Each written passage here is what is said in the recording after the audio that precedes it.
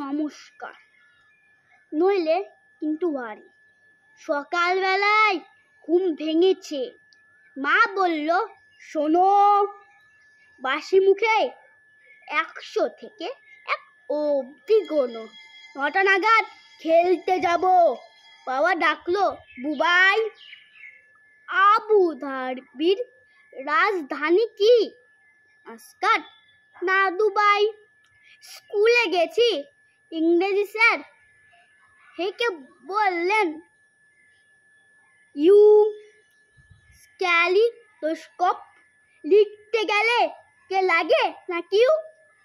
খেলতে গেছি, ছোট আমার প্রথম বলেই আউট। আম্পায়ারটা বলল ওটা বেনিফিট অফ ডাউট।